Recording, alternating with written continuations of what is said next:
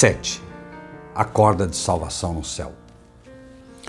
Num esforço para explicar humanamente a forma mais elevada de amor possível, os gregos desenvolveram a história de Admetos e Alcestes. O apóstolo Paulo faz alusão a essa história no livro de Romanos. Pois dificilmente um homem justo morrerá. No entanto, talvez para um homem bom, alguém ousaria morrer. Romanos 5, 7. O rei Admetos era famoso por sua hospitalidade e justiça e era amado em todo o seu reino. O deus Apolo foi expulso do Monte Olimpo por seu pai Júpiter e disse que ele deveria deixar de lado sua divindade, se tornar um homem e o servir como escravo. Quando ele veio à terra, o rei Admetos o encontrou como um pobre mendigo e teve pena dele. Ele o alimentou, fez dele um pastor de seus rebanhos e o tratou como um filho. Após 12 meses, Apolo foi transformado de volta ao seu estado divino e agradeceu a Admetos por ajudar e lhe disse: "Se você precisar de minha ajuda no futuro, apenas me pergunte." Depois de algum tempo, Apolo voltou a Admetos para informá-lo que Hades, o deus do submundo, logo chegaria a reivindicá-lo. Apolo disse que fez um acordo com Perséfone, a esposa de Hades, que se alguém pudesse ser encontrado para morrer em seu lugar, ele não precisaria morrer. Admetos foi até os pais e perguntou se eles estariam dispostos a tomar o lugar dele. Eles disseram: "Nós o amamos, filho. Você é um homem bom e gentil, mas amamos mais nossas vidas. Não podemos morrer por você." O rei passou por todo o seu reino tentando encontrar alguém que estivesse disposto a morrer por ele, mas não encontrou ninguém. Admetos se resignou ao seu destino e naquele momento sua esposa Alcestis gritou para Apolo: "Ó amado Apolo, você abençoou meu marido e aumentou sua fama e fortuna 10 vezes em todo o nosso reino. Admetos é um homem tão bom e seu povo precisa tanto dele que ele merece viver. Eu vou morrer por ele, para que ele possa viver." E ela morreu.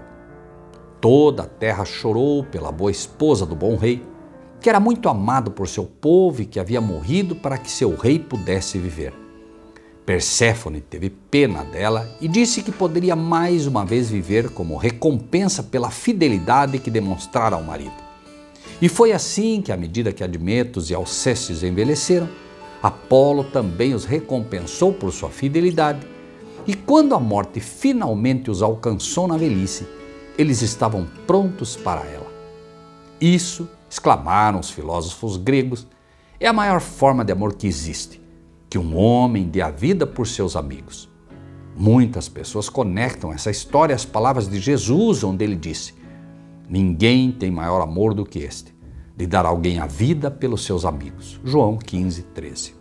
No entanto, isso não é uma expressão da altura do amor de Deus, mas uma expressão do limite do amor do homem.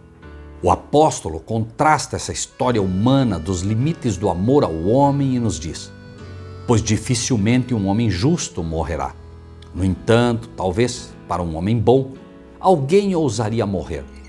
Mas Deus demonstra seu próprio amor para conosco, pois enquanto éramos ainda pecadores, Cristo morreu por nós. Muito mais agora, tendo sido justificados pelo seu sangue, seremos salvos da ira por meio dele. Pois se quando éramos inimigos, fomos reconciliados com Deus pela morte de seu Filho, muito mais agora, tendo sido reconciliados, seremos salvos por sua vida." Romanos 5, 7 a 10. Deus revelou a profundidade de seu amor ao permitir que seu Filho fosse morto por nossas transgressões e ferido por nossas iniquidades. Ele deu seu Filho por seus inimigos que o odiavam e o desprezavam, por seu grande amor e compaixão por eles. Isso não é amor humano, mas divino. Antes da criação da raça humana, o Pai e seu Filho estavam em profundo diálogo no que a Bíblia chama de conselho de paz. Naquela época foi estabelecido o plano para o que fariam se a raça humana ficasse contra eles. Agora era a hora de agir. Quem pode estimar o sofrimento de Deus? Ele permitiria que seu filho substituísse Adão e Eva, pagando as consequências da escolha deles? Ele permitiria que seu filho levasse sobre si a inutilidade e a desesperança que o levariam para a sepultura? Ele permitiria que seu filho sofresse uma perda total de identidade e o rompimento de sua filiação, que arrancaria de seu coração as palavras: "Por que me abandonaste?" Enquanto escrevo essas palavras, meu filho está sentado pacificamente à minha frente. Eu me viro para olhar seu rosto e sinto a alegria e amor surgir em meu coração por ele. Então, tento imaginar-me colocar-me no lugar de Deus, permitindo que meu filho sofra a pena de morte auto-infligida por um grupo de pessoas que agora me odeiam e odeiam tudo o que eu defendo. Confesso que minha mente simplesmente rejeita esses pensamentos. Eu nem vou me permitir pensar neles. Estou ciente de que mesmo o pensamento sobre isso é muito doloroso para lidar, pois me causaria um colapso. Meus pensamentos retornam a Deus e seu dilema, e me sinto entorpecido. Tenho o mais profundo sentimento de gratidão a Ele por permitir que isso aconteça, sabendo que sou uma daquelas pessoas que, embora sendo inimiga de Deus, receberam vida por meio do sacrifício substitutivo do Filho de Deus. Esse pensamento sempre me faz parar e adorá-lo em agradecimento por seu amor e sacrifício sem limites. Estou impressionado que o Filho de Deus, que mais tarde se tornou Jesus, o homem, estivesse disposto a fazer tudo isso por nós. A Bíblia nos diz que Deus conhece o fim desde o princípio e o Pai compartilhou este conhecimento com seu Filho. Uma vez que o pecado infectou o universo, Ele sabia exatamente onde Ele o levaria. Cristo podia ver o que eu esperava quando veio a esta terra. A rejeição, o chicote, a zombaria, o ódio, a maldição, os palavrões, a nudez, as trevas na cruz, a inutilidade de bilhões de almas amontoadas sobre ele, a culpa acumulada e a tristeza de milhares de gerações. Ele viu tudo isso e, no entanto, diz: "Desejo fazer a tua vontade, ó Deus. Sua lei está dentro do meu coração." O Filho de Deus não concordou com relutância em vir, mas preferiu fazê-lo. Seu coração, como o coração de seu pai, anseia por restaurar seus filhos à plenitude de alegria que deve ser o destino deles. Que tipo de Deus é esse? Com quem devemos compará-lo e que palavras serão suficientes para louvá-lo? Observamos no capítulo anterior que Adão e Eva precisavam de um sistema de suporte à vida e de capacidade para discernir a verdade do erro. Eles precisavam de ajuda para ver a verdade sobre Deus e detectar, expor e rejeitar as mentiras que Satanás estava lhes dizendo. Eles precisavam de uma bússola moral para ajudá-los a discernir o verdadeiro norte espiritual. Todas essas coisas seriam fornecidas através do presente do Filho de Deus ao mundo. Isso foi dito a Adão e Eva em Gênesis 3,15. Dirigindo-se a Satanás diretamente, Deus disse o seguinte: "E porei inimizade entre você e a mulher, e entre sua semente e a semente dela. Ele ferirá sua cabeça, e você ferirá o seu calcanhar." Gênesis 3,15.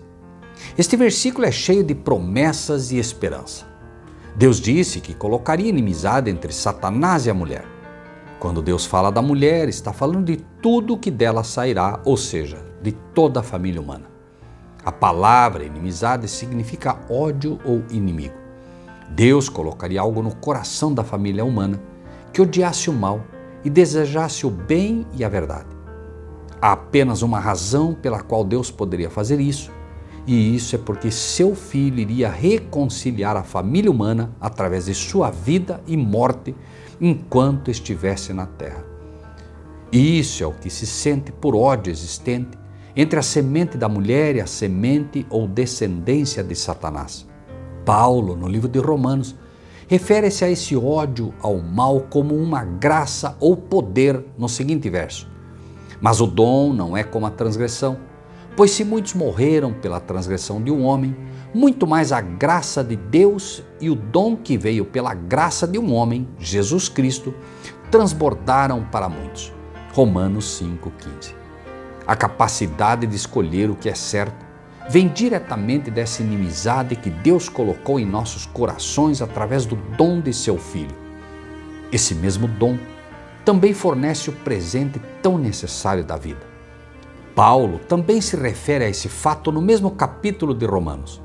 Portanto, como o julgamento ofensivo de um homem chegou a todos os homens, resultando em condenação, também assim, através do ato justo de um homem, o dom gratuito chegou a todos os homens, resultando em justificação da vida.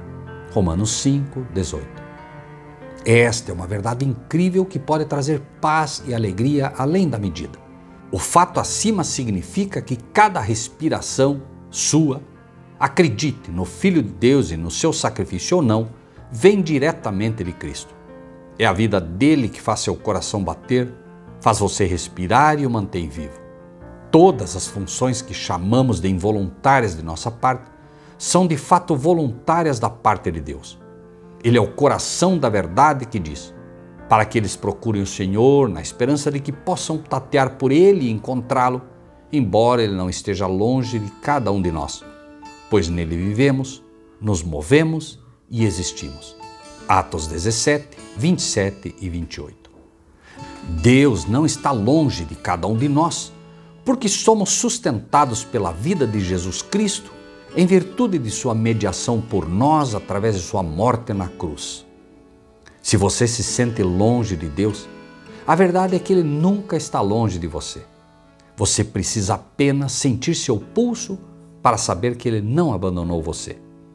Adicione a isso o fato de que Deus coloca em nossos corações o desejo de fazer o certo e o desejo de resistir ao mal. Então, realmente temos muito a agradecer. Pense nas vezes em que você foi tentado a fazer algo errado e depois pensou melhor e não fez. Este foi o presente que Deus lhe deu, a inimizade contra o mal. Não importa se você acredita em Deus ou não, ainda assim você recebe esse presente através de Jesus, quando escolhe exercitá-lo. Diz-nos as Escrituras que Deus faz a chuva cair sobre bons e sobre maus. Pense em quantas vezes Satanás colocou um pensamento maligno na mente de alguém para fazer algo com você ou para tomar suas posses, e a inimizade colocada em seus corações por Deus os encorajaram a não fazê-lo. É claro que ainda temos a opção de rejeitar esse estímulo e seguir adiante e cometer o mal. Mas se essa inimizade não estivesse lá, nenhum de nós seria capaz de parar no levar a cabo os maus pensamentos colocados em nossas mentes. Que Pai incrível e que faz tudo isso por nós. Como raça, estávamos totalmente perdidos e escravizados pelos maus caminhos de Satanás. Estávamos totalmente além de uma autoajuda, condenados à miséria e à destruição total. Mas nosso eterno Pai Celestial se recusou a desistir de nós. Ele nos deu a coisa mais preciosa que Ele tem, seu Filho. Jesus será sempre um membro da família humana e um de nós. É um sacrifício que será o tema central de estudo e meditação pelo resto da eternidade. Ao pensar nessas coisas, como você se sente sobre tudo que Deus fez por você? Seu espírito está atraindo você agora para aceitá-lo e crer na verdade sobre ele. Ele quer que você saiba que o ama seriamente e deu tudo para recuperar você. Não posso resistir a esse tipo de amor. É maravilhosamente atraente para mim. E quanto a você?